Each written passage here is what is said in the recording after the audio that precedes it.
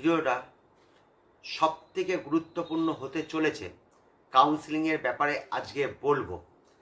আমি তোমাদের বলেছিলাম যে 5-6টা ভালোভাবে যদি তোমাদের বুঝিয়ে দিই ভিডিও করে, তাহলে তোমরা জিনিসটা বুঝে নেবে। কিন্তু আজকে 5-6টার মধ্যে সবথেকে যেটা গুরুত্বপূর্ণ নিয়ম, যে আইনটা ওরা করে, সেই আইনটা নিয়েই আজকে কথা বলবো।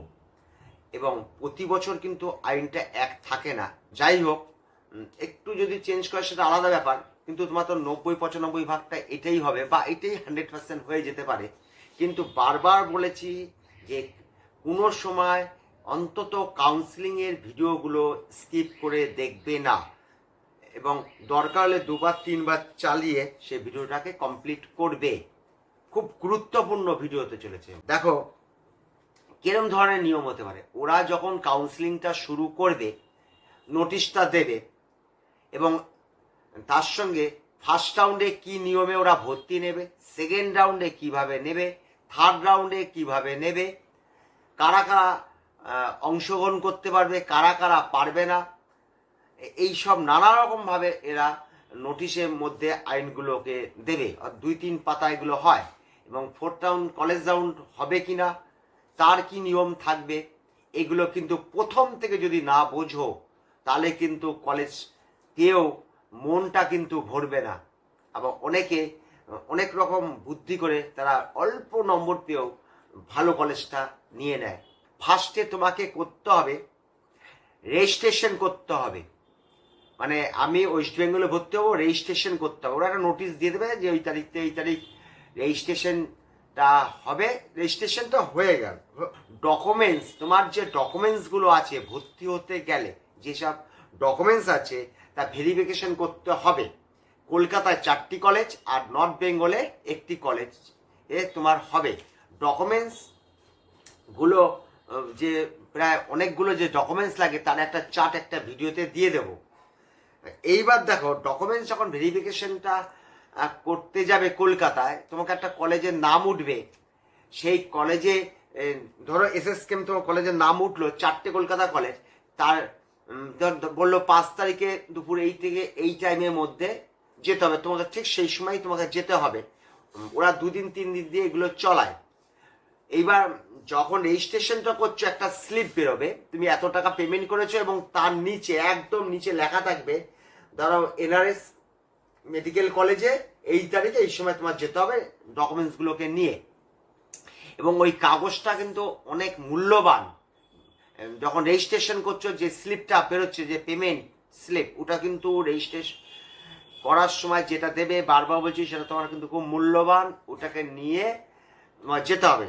দেখো, ডকুমেন্টস তোমার ভেরিফিকেশন হয়ে গেল। ডকুমেন্টস যখন ভেরিফিকেশন হয়ে গেল, তারপর ওরা একটা লিস্ট বার করবে, যেটাকে আমরা বেঙ্গল র্যাঙ্ক বলি। দেখা গেল 1, 2, 3 করে 4 করে বেঙ্গল র্যাঙ্কটা বেরোবে, পাশে অল ইন্ডিয়া র্যাঙ্ক থাকবে, যেটা আমরা বেঙ্গল র্যাঙ্ক করছি।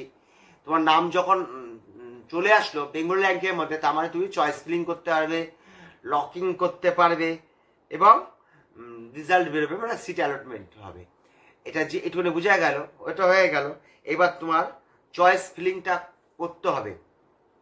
এবার তুমি যে কলেজগুলো পছন্দ করছো সেটা চয়েস ফিলিংটা করলে, এবার লকিংটা করলে, তারপর তোমার রেজাল্ট বেরোলো, মানে তোমার সিট অ্যালট হলো কিনা। এবার ফার্স্ট রাউন্ডে আসো।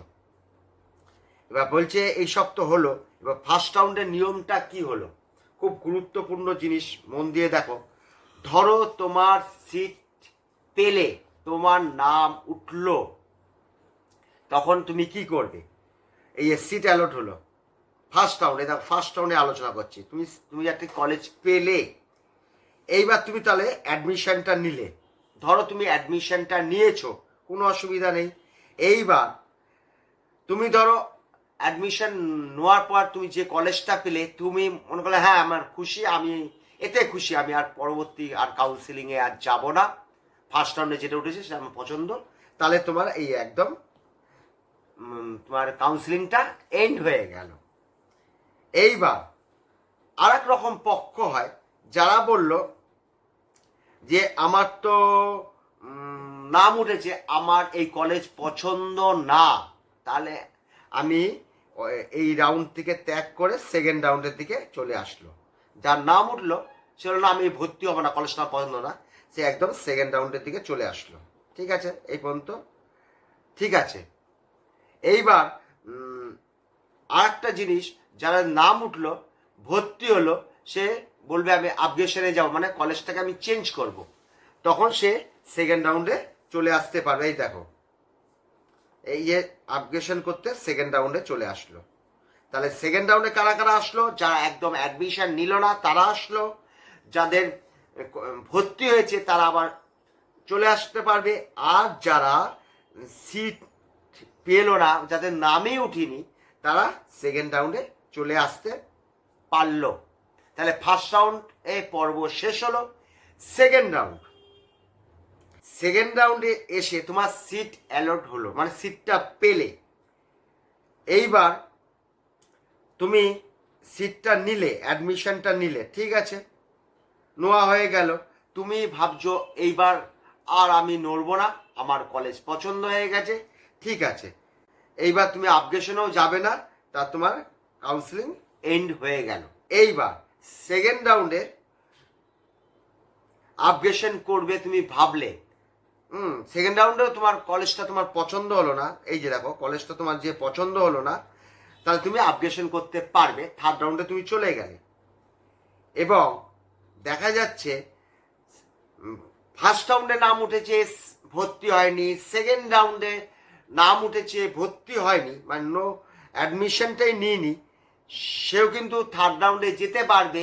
এই প্রথম সত্য একটা আসলো, আবার তাকে রেজিস্ট্রেশন করতে হবে প্রথম থেকে। আবার বলছি, ফার্স্ট রাউন্ডে তোমার নাম উঠেছে, ভর্তি হওনি, সেকেন্ড রাউন্ডে তোমার নাম উঠেছে, ভর্তি হওনি, যখন তুমি থার্ড রাউন্ডে যাচ্ছ তখন আবার রেজিস্ট্রেশনটা করতে হবে।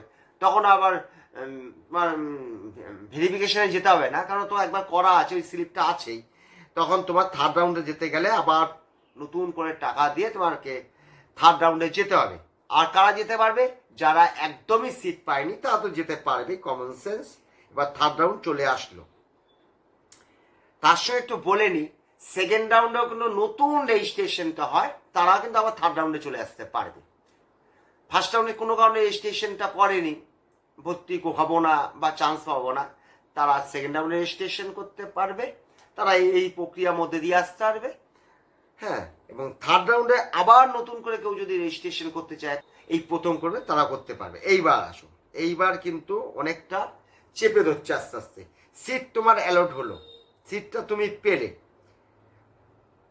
তুমি ধরো আমি ভর্তি হব না, তাহলে তোমার ওইখানেই তোমার কাউন্সিলিং শেষ হয়ে গেল, একদম কাউন্সিলিং শেষ, এবং তুমি বাড়ি, মানে সেই বছরের জন্য তুমি বাড়ি, আর তোমার কিছু করার নেই।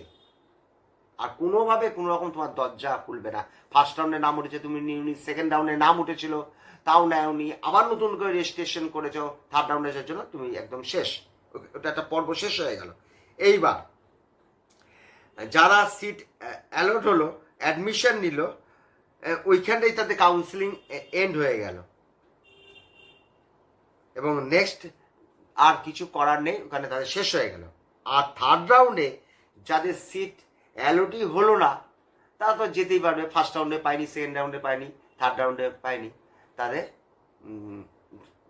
থার্ড রাউন্ডে পরে যে রাউন্ড হবে সেখানে যেতে পারবে, কিন্তু ওখানে এদের কিন্তু রেজিস্ট্রেশনটা আর করতে লাগবে না, ওই টাকা দিয়েই তাদের কাজটা হবে। এইবার আসো স্টে ভ্যাকান্সি রাউন্ড। এইবার যারা সিট পেল না তারা কিন্তু নেক্সট রাউন্ড যেটা হবে তারা সেখানে চলে যেতে পারবে। এইবার দেখো একটু কড়াকড়ি ওরা হয়ে যাচ্ছে। সিট অ্যালট হলো, হ্যাঁ সিট অ্যালট হলো, কিন্তু অ্যাডমিশনটা কিন্তু নিল না। তোমার সিট অ্যালট হয়েছে কিন্তু তুমি সিটটা নিলে না, তাহলে কিন্তু কাউন্সিলিং শেষ। এবার অ্যাডমিশন যারা নিল, কাউন্সিলিং শেষ, হ্যাঁ, আর আপগ্রেশন আর কিছুই হবে না, ওই জায়গাটাই, ওইখানটাই সমস্ত কিছু শেষ হয়ে গেল। এইবার আসো, এইটা কিন্তু গতবারের নিয়ম ছিল, তার আগের বছরও এই ধরনের নিয়ম ছিল, একই ধরনের নিয়ম ছিল, একটা জায়গায় একটু গন্ডগোল, সেগুলো আর জেনে লাভ নেই। এবছর কি নিয়ম করে, এরা সমস্ত নিয়মাবলী WBMCC যখন নোটিশ দেবে তখন ক্লিয়ার তোমাদের এগুলো আইনগুলোকে লেখে লেখে লেখে লেখে দেবে, তখন নতুন নিয়ম যখন বেরোবে অবশ্যই তোমাদের, আমি যদি কোনো চেঞ্জ হয় বা না হোক, আমি আবার একটা ভিডিও করে দেবো আবার তোমাদের নতুন করে মনে আনার জন্য। মোটামুটি কাউন্সিলিংটা ধরো ওই মাসেই ফার্স্ট উইকের দিকে শুরু হতে পারে, অল ইন্ডিয়া আগে শুরু হোক। যাই হোক, এইটুকুনি তোমাকে বললাম। আজকের মতন এখানেই আমি শেষ করলাম।